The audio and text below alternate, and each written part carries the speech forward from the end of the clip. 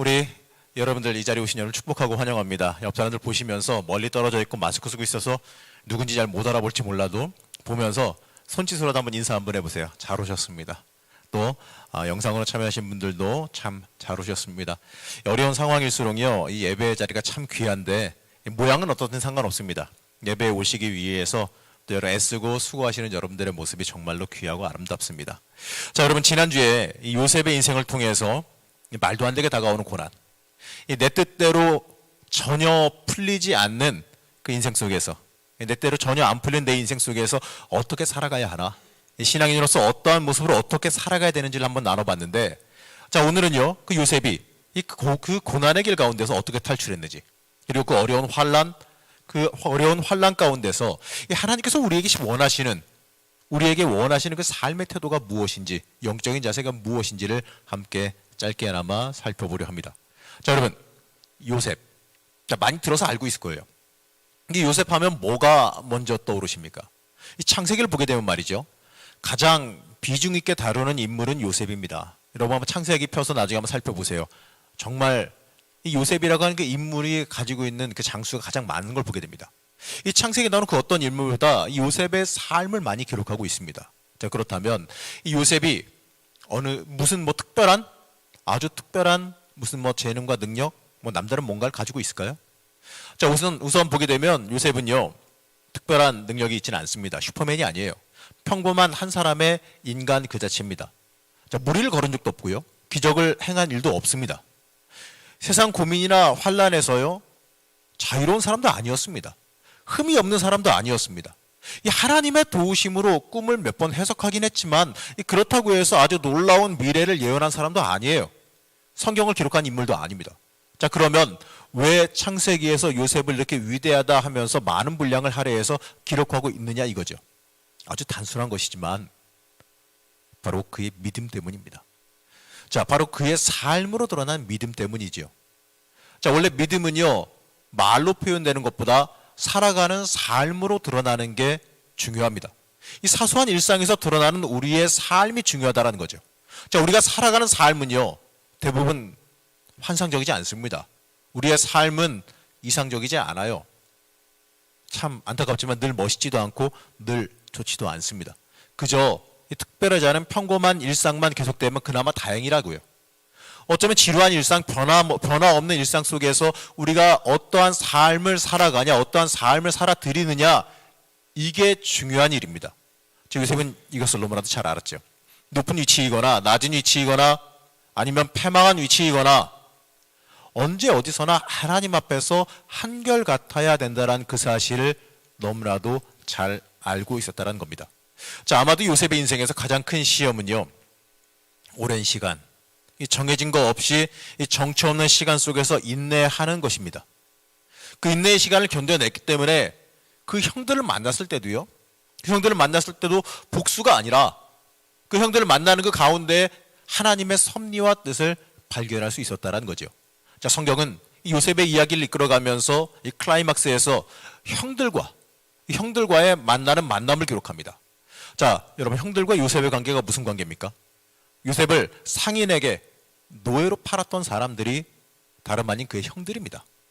어떻게 보면 지금까지 살아오면서 겪은 이 엄청난 고난의 원인이 그 형들 때문 아니겠습니까? 이 세상의 기준으로는요, 형제라기보다는 그냥 절천이 왼수죠. 할 능력만 있으면 보복해야 마땅한 사람들이 형들입니다. 창세기 44장을 보게 되면 형들과 만나는 첫 번째 만남을 그리고 있습니다. 자, 어쩌면 이때 마치 영화같이 신세가 역전돼서 신나게 갚아줘야 되는 모습이 떠오를 수 있습니다. 이제 형들이 요셉 앞에 머리를 조아리고 감히 무서워서 쳐다도 못 보고 있는 상황입니다. 그런데 요셉은요, 복수하지 않습니다. 묘하게 복수가 아니라 신기하게도 형들을 시험하는 듯한 모습을 보이죠. 기근으로 인해서 양식을 사러 온 형들을 갖다가 정탐꾼으로 몰아갑니다. 자, 어쩌면 이것을 갖다가 소설의 관점, 영화의 관점 이런 걸로 보게 되면 아싸, 드디어 형들에게 복수가 시작되는가? 드디어 이제 모든 게 뒤집어지는 일이 벌어지는가 싶습니다. 그런데 그렇게 하지 않고요, 이 복수의 시작 같아 보였는데 그렇게 하지 않고 묘하게 시므온이라고 하는 그 형 하나만 남겨놓고 나머지 사람들은 아주 잘 선대해서 돌려보냅니다. 그리고 이 정탐꾼이 아닌 증거로 자신과 어머니가 같은 막내 동생 베냐민을 데리고 오면 믿어줄게. 데리고 오면 시므온도 함께 풀어줄게 라고 말하죠. 자, 모든 상황, 이 성경의 모든 상황, 요셉의 이야기의 전말을 다 아는 우리의 입장에서는요, 이 복수 같은데 묘하게 복수라고 하기에는 조금 아쉽습니다. 뭔가 조금 부족한 것 같아요. 하지만 형들의 입장에서 보게 되면 말이죠. 자, 이제 큰일 났습니다. 애굽이라고 하는 초강대국의 총리, 왕 다음 가는 사람에게 정탐꾼으로 내몰렸습니다. 이때 창세기 42장 21절 말씀에서 이들이 어떠한 심정을 가졌는지를 보게 되는데 읽어보면 이렇습니다. 그들이 서로 말하되 우리가 아우의 일로 말미암아 범죄하였도다. 그가 우리에게 애걸할 때에 큰 마음의 괴로움을 보고도 듣지 아니하였으므로 이 괴로움이 우리에게 임하도다. 이제 큰일 났다라고 생각하고 있는데, 자, 근데 그 큰일 났다의 표현을 갖다가 뭘로 얘기하냐면 20여 년 지났습니다. 20여 년 전에 동생이 살려달라고 애걸복걸하는데 그걸 무시하고 그냥 팔아버렸던 일을 갑자기 기억하면서 이 고난 중에 생각한다는 거죠. 세월은 흘렀는데 잊어버리지 않았다는 얘기예요. 세월은 흘렀는데 형들도 마냥 속편하게 산 건 아니었다는 걸 보게 됩니다. 노예로 팔려간 요셉이야 당연히 고난에 고난을 겪었지만 형들도요, 편하게 그냥 산 게 아니라 이 자신의 죄악, 자기가 저지른 그 죄악에 눌려서 살아가고 있었음을 여기서 한번 보게 됩니다. 자, 어쨌든 간에 형들은 시므온만 남겨놓고 다시 집으로 돌아가지만, 자, 어쩌습니까? 시간이 지나자 양식이 떨어집니다. 그러니까 어쩔 수 없이 반대하던 그 아버지도 보냅니다. 동생 베냐민을 데리고 요셉 앞으로 오게 되지요. 자, 형들을 만난 요셉은 형들을 다시 잘 대접하고 오해를 풀고 보낸 듯해 보입니다. 그런데 여러분들 알다시피 이건 뭐 음모죠. 베냐민의 이 양식 자루에 자신이 귀중하게 여긴다라고 설정한, 실제로 귀중하게 여긴지는 모르겠습니다. 귀중하게 여겼다고 설정한 그 은잔을 숨기고 그들이 그것을 훔쳐갔다란 이유로 이제는 죄인으로 잡아옵니다. 자, 이제 여기까지 보게 되면, 이야, 이제 모두 싸그리 다 모아가지고 복수를 하는가? 이제 복수의 시작인가? 이렇게 생각되어지죠. 요셉의 의도는 모르겠습니다. 한참 지나도 한 번에 복수를 하려는가? 이렇게 생각될 수도 있죠. 근데 이때 요셉 앞에서 유다가 말합니다. 창세기 44장 16절 말씀을 보면 이렇게 말합니다. 유다가 말하되 우리가 내주께 무슨 말을 하오리까? 무슨 설명을 하오리까? 우리가 어떻게 우리의 정직함을 나타내리까? 하나님이 종들의 죄악을 찾아내셨으니 우리와 이 잔이 발견된 자가 다 내 주의 노예가 되겠나이다. 자, 요셉의 입장에서도요, 성경에 기록된 이 유다라고 하는 사람의 기록된 과거 행적을 보더라도 유다의 입에서 나온 이 고백은요, 굉장히 놀라운 고백입니다. 그리고 또 의도적으로 왜 유다를 갖다가 앞세워서 말하게 하셨는지 참 재밌는 거죠. 어쩌면 요셉이 듣고 싶은 말을 가장 듣고 싶은 사람에게 말하게 하신 걸지도 모르겠습니다. 자, 유다가 어떤 짓을 했냐면, 이렇게 기억하실지 모르겠습니다. 요셉이 형들을 아버지의 명령에 의해서 찾아왔을 때 가장 먼저 요셉을 보고서 죽이자, 꿈꾸는 자가 오는도다, 저거 잡아 죽이자, 그렇게 말하고 요셉을 팔아버리자고 했던 사람이 누구냐면 유다라는 형입니다. 자, 그런 그가 형제들을 위해서 대변하고 자신이나 다른 사람에게 책임을 전가하거나 떠넘기지도 않습니다. 원래대로 유다라는 사람의 성격이라면 베냐민에게만 떠넘겼어야 됩니다. 저게 훔쳤으니까 우린 상관없다, 쟤 원래 저런 애다, 나쁜 애다, 이렇게 떠넘겨야 되는데 그게 아니에요. 유다는 확실하게 베냐민의 잘못이 아니라 우리 모두의 잘못이라고 말합니다. 자, 유다의 이 고백은요, 아마도 20년도 더 넘는 과거에 형제 요셉을 팔아버리던 그 죄악까지도 함께 고백하고 있는 모습입니다. 유다는 자신의 죄악에 대해서 하나님 앞에 회개하죠. 그러자 요셉은 다시 말합니다. 절대로 한 사람의 죄로 인해 너희 모두 처벌하지는 않겠다.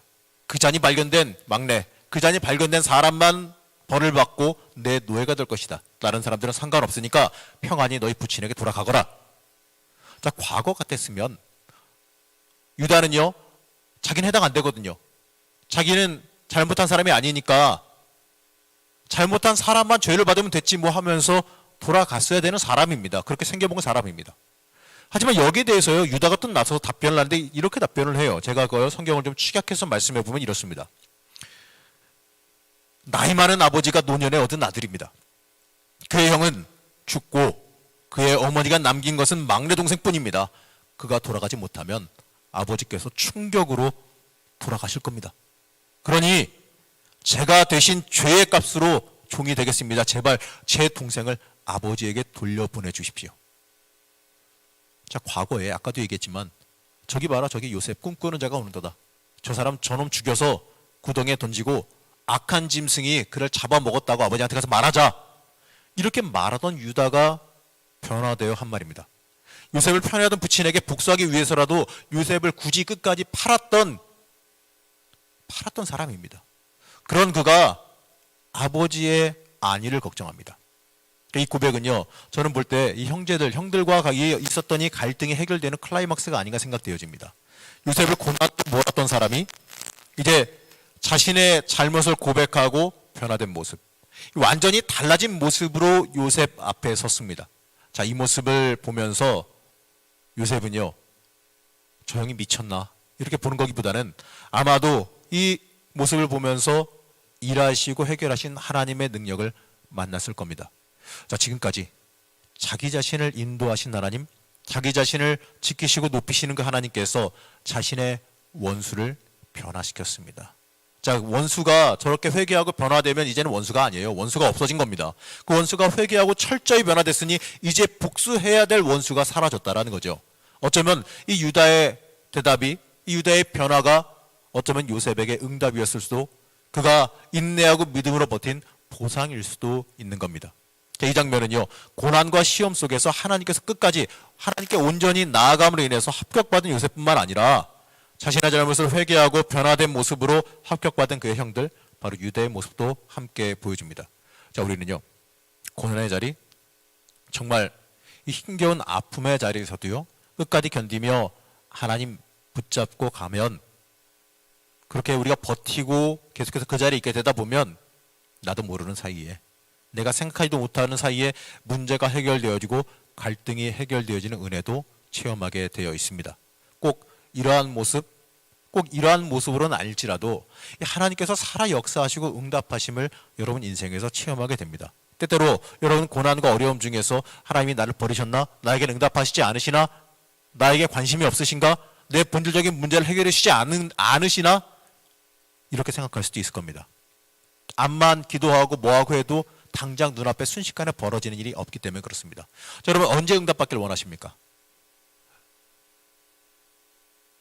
대부분 아마 속으로는 똑같으실 거예요. 기도하고 눈 뜨면 해결되면 좋겠잖아요. 그렇죠? 우리 하은자매도 끄덕이는 거 보니까 맞는 것 같아. 자, 기도하고 열심히 하나님 앞에 엎드려 기도하고 은혜 충만하게 받고 막 성령으로 충만해진 상태에서 이제 눈 딱 뜨면은 어때요? 모든 기도의 제목이 한 방에 해결되면 좋겠죠. 그런데 어떻습니까? 현실은 기도하고 열심히 충만해서 눈 떠도 현실은 변화 없이 똑같습니다.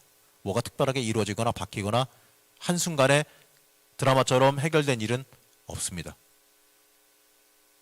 그러나 여러분 아셔야 될 게요, 나도 모르는 사이에 응답되어 있음을 경험하게 됩니다.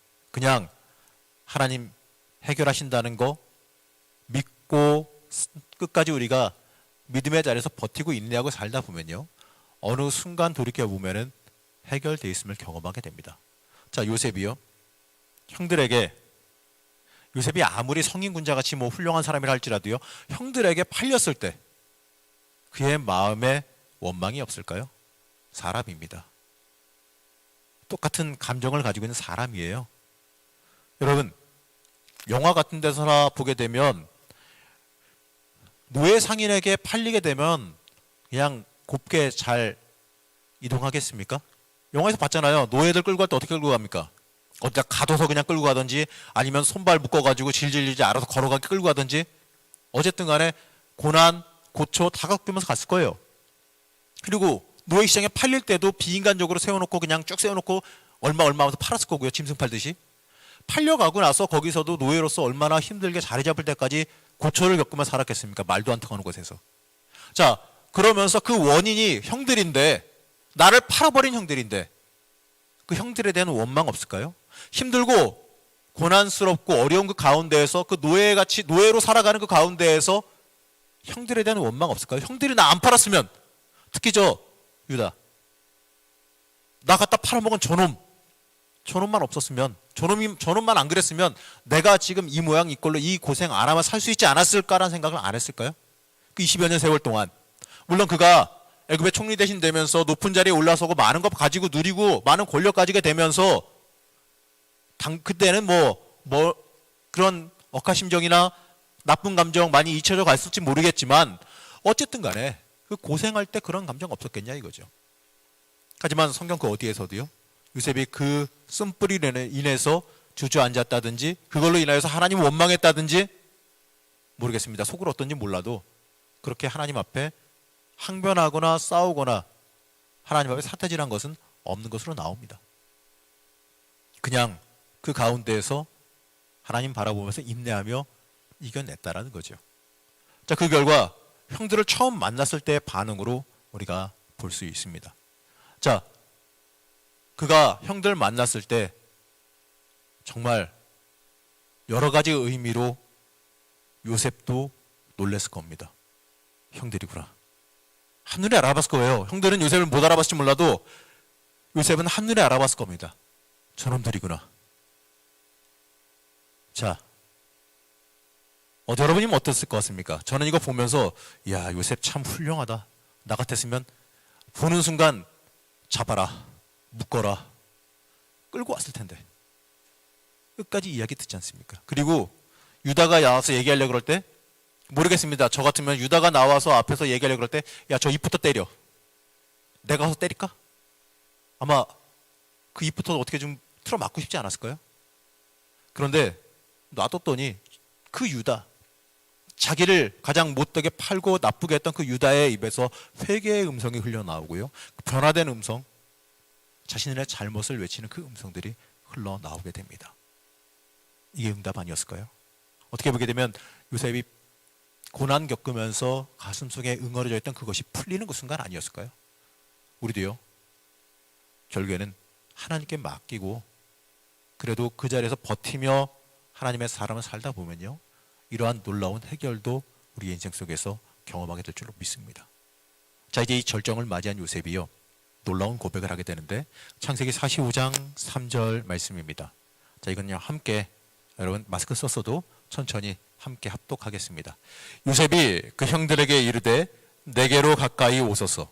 그들이 가까이 가니 이르되 나는 당신들의 아우 요셉이니 당신들이 애굽의 판자라.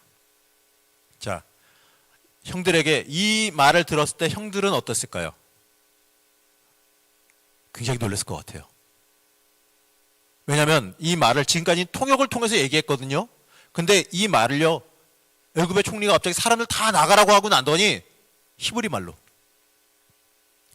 외치는 거예요. 나는 요셉이다. 나는 요셉이다 라고 외치는데 그 형들이 요셉이 누굽니까? 조금 전에도 우리가 요셉을 그렇게 죽게 만들어서 못되게 해서 팔아버려서 우리가 지금 이 고난을 당하는가, 이렇게 서로 이렇게 한탄하고 있었던 그 요셉입니다. 나는 요셉이다. 근데 누구? 애굽의 총리 대신입니다. 그 무서운 사람인데 그 사람이 자기가 요셉이래요. 근데 또 그 다음에 이어서 하는 말이 당신들이 애굽에 팔았던 요셉이다.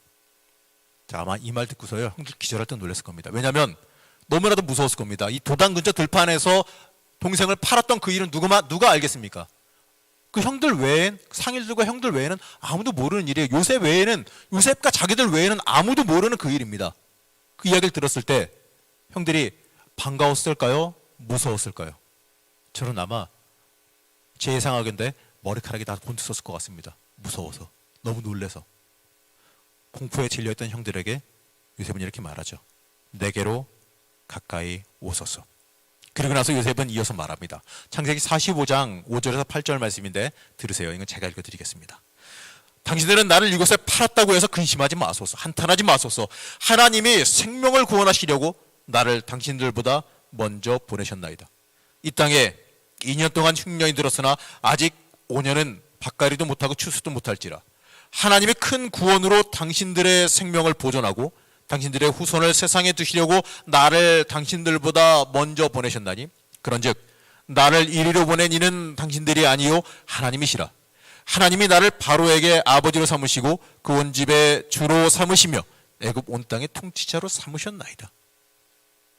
자, 우리가 성경 보면서 너무 당연하게 이것을 받아들였지만, 자, 한번 인간적으로 우리가 현실적으로 좀 냉정하게 바꿔서 한번 생각해 보자고요.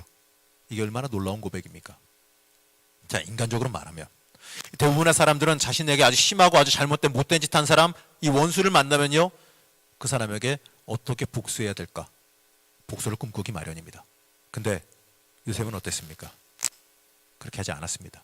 형들이 못됐다, 잘못됐다, 당신들이 악했다 이런 말 한마디 하지 않고, 당신들이 나를 이곳에 팔았다고 해서 근심하지 마소서, 한탄하지 마소서. 이게 뭡니까? 요셉은, 자, 우리가 하나님의 사람으로 고난 중에 살아온 걸 압니다. 바로 이것이 그가 위대한 인물이 되었던, 성경에 이렇게 많은 분량을 차지하며 기록되었던 이유입니다. 당신들이 나를 이곳에 판 것으로 인해 근심하지 마십시오.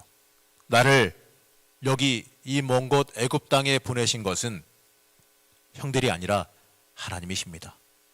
하나님이 당신들의 생명을 보존하기 위해서, 우리 가문을 살리기 위해서, 이 어려운 시절에 우리 가족을 살리기 위해서 나를 먼저 하나님의 뜻 가운데 보내셨습니다. 말이 쉽죠. 자, 이렇게 고백할 수 있는 거, 은혜로운 말입니다. 당연한 말입니다. 어떻게 보게 되면 훌륭한 말입니다. 그런데 내가 이 입장에서 할 수 있냐고요. 내가 이 입장에서 한번 입장 바꾸면 생각해 보세요. 내가 이 입장, 이 일을 당한 입장에서 이렇게 순순히 이야기할 수 있을까요?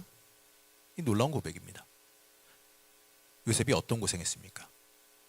얼마나 형들로 인해서 험난한 세월을 보냈습니까? 20여 년이 넘었습니다. 20여 년이 넘는 세월을 갖다가 엄청난 세월을 보냈습니다. 그 원인들이 눈앞에 있어요. 하나님께서 내 원수를 내 발 아래 두사 내 고생을 보답하셨다. 이렇게 하고 하나님께 오히려 감사하며 그들에게 처절한 철저한 복수를 할 수도 있었습니다. 요셉이 지금 형들을 바라보는 시각은요, 그러나 자신의 관점, 인간적인 관점, 그 원망의 관점, 원수의 관점이 아니라 하나님의 관점으로 바라보고 있어요. 요셉의 시각이 하나님 중심으로 변화했기 때문입니다. 하나님이 나를 보내셨습니다. 이 고백에 우리는 좀 주목해야 될 필요가 있습니다. 요셉이 바로 이 시각으로 엄청난 고난을 지금까지 견뎌왔기 때문에 그렇습니다. 자, 한참의 세월이 지난 후에 부친이 사망하자 형들은 아직도, 한참의 세월이 지났지만 무서웠나 봅니다. 다시 두려움에 빠집니다.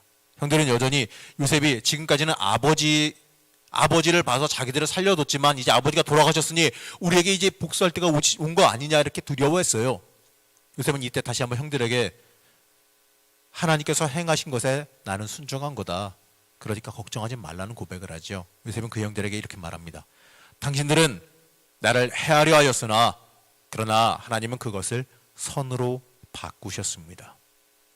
어쩌면 요셉은요, 형들을 만나는 장면에서, 특히 유다가 회개하는 그 장면에서 하나님께서 자기 자신을 이렇게 이끌어 오신 것, 하나님께서 자기 집안을 살리기 위해서 하나님의 큰 뜻을 이루기 위해서 미리 보내셨고 사용하셨던 것을 알게 되었습니다. 요셉을 이집트로 보낸 것은 형들이 아니라 하나님입니다. 하나님께서 모든 것을 계획하셨다는 거죠.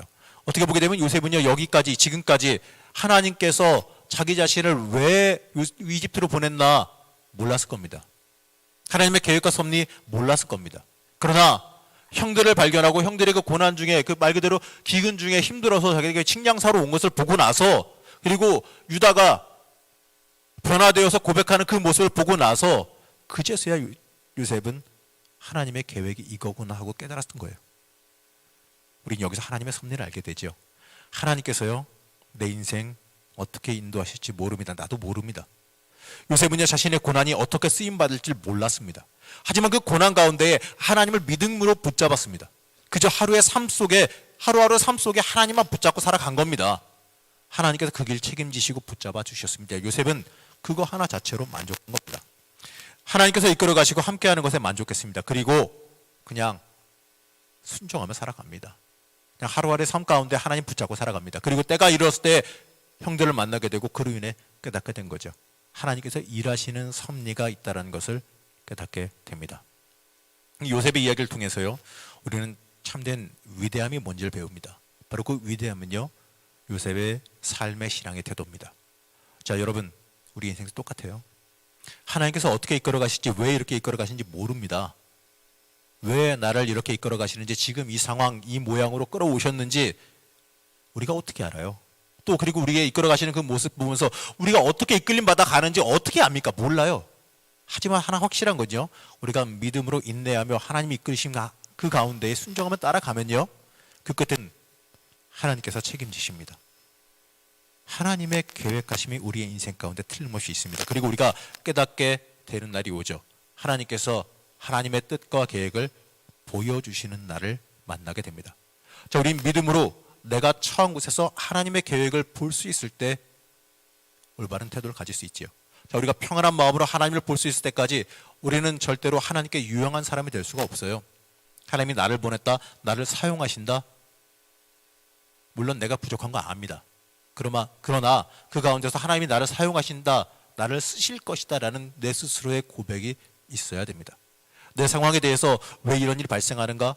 이러한 분노가 나에게 가득 차 있다고 한다면, 하나님 왜 나를 이렇게 이끌어 가십니까? 나를 이렇게 몰아가십니까? 나를 이렇게 힘들게 만드십니까? 이러한 분노가 가득 차 있다면요, 우리는 믿음의 올바른 태도를 가질 수가 없고 하나님의 계획하심에, 하나님의 그 인도하심에 우리가 올바로 올라설 수가 없습니다. 믿음으로 내가 처한 위치와 내가 처한 상황을, 심지어 그 과정에 이 공경과 해가 있다, 어려움이 있다 할지라도요, 그것 자체를 갖다가 선한 것으로 받아들일 수 있는 올바른 신앙의 태도를 우리가 가질 수 있어야 됩니다. 자, 요셉이 이렇게 말하죠. 하나님은 선으로 바꾸셨나니. 이렇게 말할 때 요셉과 같이 은혜의 승리를 우리가 함께 고백할 수 있다는 거죠. 자, 주님께서는요, 더 이상 이 땅에 육신을 입고 걸어 다니시지 않습니다. 그렇기 때문에 우리는 세상에 그분의 이미지를 내 인생을 통해서 나타내라는 부르심을 받았습니다. 중요한 것은 우리가 삶 속에서 드러내야 되는 영적인 태도입니다. 내가 꼭 행복하고 맑고 좋은 길, 복된 길만 걸어가야 되는 거 아닙니다.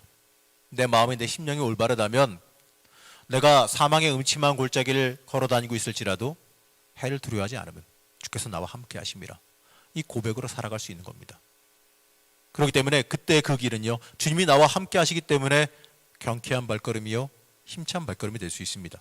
자, 이것은요, 요셉이 그의 인생 절정기가 아니라 흑암의 깊은 골짜기에도 살았던 모습입니다. 그 인생 어려운 시절에, 괴로운 시절에도 살았던 모습입니다. 자, 이것이 바로 우리의 상황이 어떠한 상황이든지 간에 내 인생을 탁월하게 만들 수 있는 비결입니다. 자, 여러분, 인생의 진흙탕, 인생의 고난, 인생의 광야에 빠져나올 유일한 길은요, 하나님 붙잡는 겁니다. 쓴뿌리에 대한 유일한 해결책은요, 하나님의 은혜, 이거 하나뿐입니다. 어떻게 보면 우리 인생 매일 지루해 보이고 힘든 일상, 이걸 살아가는데 그 중에서도 행복할 수 있는 비결은요, 하나님의 손길을 발견하는 거고 믿음으로 일어서는 것밖에 없습니다. 자, 요셉은 우리에게 보여줍니다. 믿음으로 가득 찬 삶은요, 주위의 모든 것을 바라보는 시각이 전적으로 달라야 되는 것을 보여줍니다. 믿음은 이 사람들과 우리가 처한 그 위치와 상황과 환경들과 우리의 태도에 영향을 준다는 거죠. 자, 내 삶 속에서 역사하신 하나님의 놀라운 섭리와 은혜가 있다는 것을 잊지 말고 기억하시기 바랍니다. 그리고 하나님께 맡기고 어떻게 보면 힘든 삶일지라도 하루하루의 삶을 버티고 전진하시기 바랍니다. 어쩌면요, 여러분, 안타까운 이야기지만 여러분의 인생에서요, 드라마와 같은 기적은 없을 수도 있습니다. 뭔가 획기적으로 뭔가 확 뒤집어지면서 아주 놀랍게 내가 올라서는, 이 요셉이 갑자기 애굽의 노예에서 애굽의 총리 대신 되는 이런 놀라운 기적과 같은 일은 내 인생에 없을 수도 있어요. 그러나 여러분의 인생 속에서도 하나님은 늘 함께 동행하십니다. 여러분이 어떠한 자리, 어느 힘든 자리에 있더라도 그 자리에서 하나님이 함께 동행하시고 지키시고 보호하시고 인도하고 계십니다. 그렇기 때문에 내 하루하루의 삶 속에서 하나님 붙잡고 전진하십시오. 그러면요, 틀림없이 하나님이 계획하신 일 여러분에게 보여주실 겁니다. 여러분, 여기에 계신 그 누구도요, 하나님의 계획 벗어난 사람은 없습니다. 다 하나님의 계획과 약속 속에 있는 사람들이고 하나님께서 붙잡고 가시고 여러분을 통해서 이루실 놀라운 일들이 다 주어져 있습니다. 그렇기 때문에 여러분의 인생도 요셉의 형들 앞에서 나는 요셉입니다라고 외쳤듯이, 저는 요셉이 나는 요셉입니다 외칠 때 정말 많은 것을 함축하고 있다고 생각되어집니다. 나는 요셉입니다 외칠 때 그 안에는요, 하나님께서 모든 것을 해결하셨구나. 하나님께서 이러한 놀라운 일을 계획해 놓으셨구나. 그 요셉이라고 외칠 때는 이미 형들에 대한 용서도 포함되어 있는 거고, 요셉이라고 외칠 때에는 하나님께서 이루셨구나, 하나님께서 이렇게 계획하시는구나, 이거의 깨달음도 같이 들어있는 겁니다. 요셉의 형들 앞에서 나는 요셉입니다라고 외쳤듯이요, 여러분들도 나는 하나님께서 지키시고 인도하시고 하나님의 계획을 위해 사용되어진 누구입니다, 이렇게 외칠 날이 틀림없이 올 줄로 믿습니다. 하루하루의 삶, 여러분 요새 힘들고 어렵다고 이야기하지만 중요한 건요, 하나님과 동행하는 삶은 힘든 가운데서도 틀림없이 놀라운 역사가 있을 줄로 믿습니다. 여러분의 인생 하나님이 함께 동행하십니다. 그렇기 때문에 승리하는 인생이요, 하나님이 책임지는 인생과 하나님께서 역사하시는 복된 인생 될 줄로 믿습니다.